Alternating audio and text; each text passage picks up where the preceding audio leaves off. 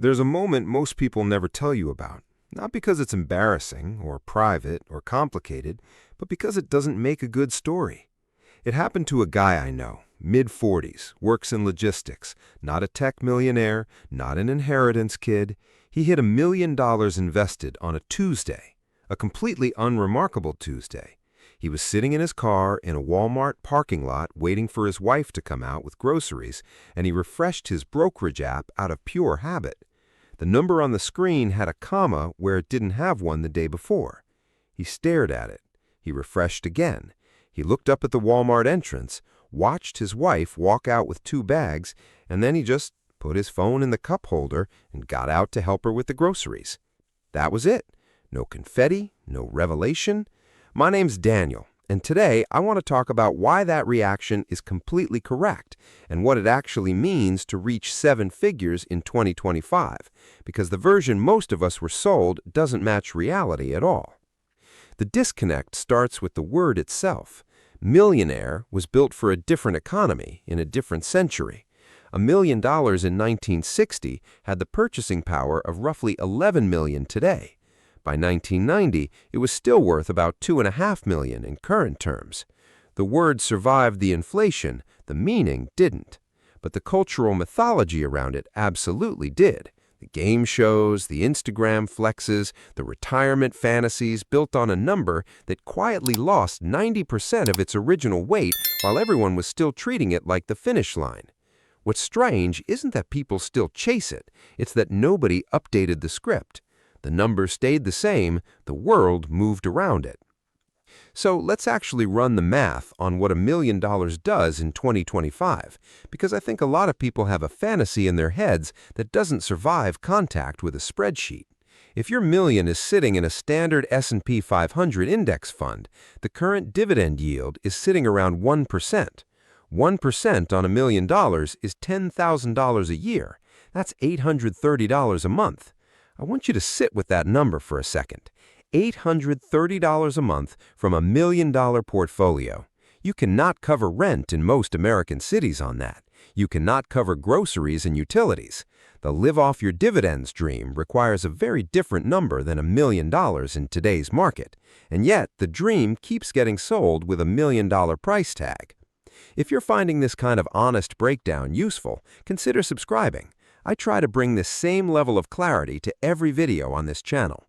Now, you might be thinking about the 4% rule, the widely cited framework that says you can withdraw 4% per year from a portfolio and statistically not run out of money over 30 years. 4% on $1 million is $40,000 a year. That's real money, but it's not freedom money. The federal poverty line for a family of 4 in 2025 sits right around that same figure.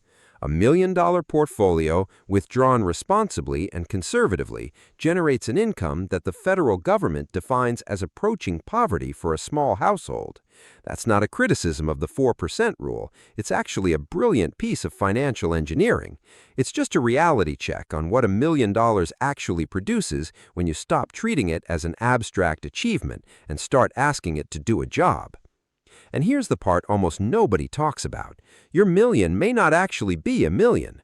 Most Americans building wealth through a 401k are doing it with pre-tax dollars, which means the IRS has been your silent business partner for the last 20 or 30 years and hasn't handed you the invoice yet. When you start withdrawing in retirement, that money gets taxed as ordinary income.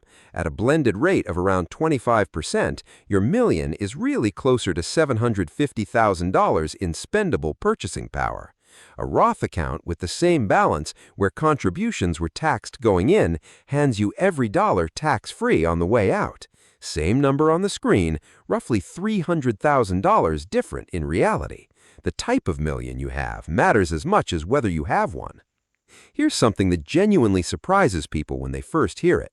Northwestern Mutual ran a survey in 2025 asking Americans who actually had over $1 million in investable assets whether they considered themselves wealthy. Almost 63% of them said no. 64% of millionaires do not feel wealthy. And the follow-up data from Schwab explains why. When they asked the average American what it takes to be considered wealthy, the answer was $2.3 million, not $1 million. 2.3. In San Francisco, respondents said 4.4 million. In Southern California, 3.4. The goalposts didn't just move, they sprinted down the field while people were still running toward where they used to be. There's a psychological mechanic at work here called hedonic adaptation, and it's essentially your brain's way of making sure you never feel like you've fully arrived. Whatever number you're chasing, your brain begins recalibrating to want a bigger one before the ink is even dry on your brokerage statement. But here's where I want to offer a different frame, because I think the standard finance YouTube response to all of this is just to add more zeros to the goal and keep grinding, and I don't think that's actually the right takeaway.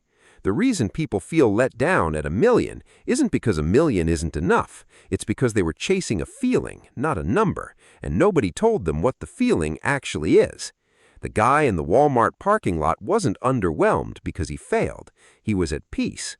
And peace doesn't photograph well. It doesn't feel like a victory. It feels like the absence of a specific kind of fear that you've been carrying so long you forgot what it was like not to have it. That's what $1 million actually buys. Not a lifestyle, not a yacht, not early retirement. It buys you the removal of a low-grade financial anxiety that's been running quietly in the background of almost every decision you've made for decades. It's the difference between your brain doing mortgage math at 2 in the morning and not doing it. That's the prize. What changes practically is subtle but real. The dog has a $300 vet emergency and you hand over the card without doing math in your head. Your kid asks about a slightly better college and you don't immediately flinch. A family member calls about a broken furnace and you help without it derailing your month. You book a flight without checking your balance first. None of these are luxury moments. None of them show up in a highlight reel. But all of them represent a version of freedom that is genuinely, meaningfully different from financial stress. And it's available at $1 million. Not 5 million, not 10 million, just $1 million. What should also change at this stage, though most people skip it because it's boring, is the infrastructure around that wealth. An umbrella liability policy, which runs around $200 to $400 a year, becomes important the moment you have assets worth suing for. Estate documents, a basic will, powers of attorney, these are the paperwork nobody wants to deal with, but that protect everything you spent decades building. And your thinking around asset allocation needs to evolve too. A 30% market correction in the first year of your retirement, combined with ongoing withdrawals, creates a hole that takes years to dig out of. The boring stuff, bonds, diversification, sequence of returns planning, stops being background noise and starts being the actual game. Now here's the part about compounding that I want you to really absorb, because I think it reframes the whole journey. If that $1 million portfolio earns an 8% real annual return and you don't touch it, no contributions, no withdrawals, it doubles to $2 million in roughly 9 years. The first $1 million took this guy 23 years. The second one takes 9. The third one also takes 9. The fourth one takes 9. You spend most of your adult working life fighting gravity to push that first $1 million uphill, and then at some point you crest the ridge and the slope reverses. The money begins doing work that no amount of overtime or side hustle could replicate. That's not motivation poster math, that's arithmetic. The reason the first 100,000 is so critical isn't symbolism, it's physics. Real capital changes the rules of the game you're playing. So here is the honest answer to what it feels like to hit $1 million invested in 2025. It feels quiet. It feels like a number on a phone screen that you notice in a parking lot and then set aside because your wife is walking out with groceries. It doesn't feel like the version they sold you on television. It doesn't come with a ceremony or a crowd.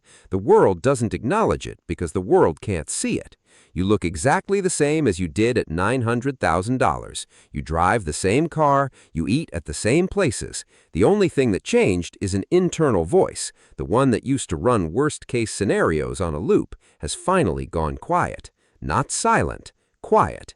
And if you've never known what that quiet feels like, you probably won't appreciate it until you get there. The chase was never really about the money. It was about reaching the point where money stops being the thing your brain defaults to at 3 in the morning. That's what $1 million looks like in real life. A parking lot, a grocery run, and a moment of peace that nobody takes a photo of. Subscribe if you want more of these honest breakdowns, and tell me in the comments, what does your version of financial peace actually look like? Not the number, the feeling, because I think more people need to hear that answer than the one we usually give.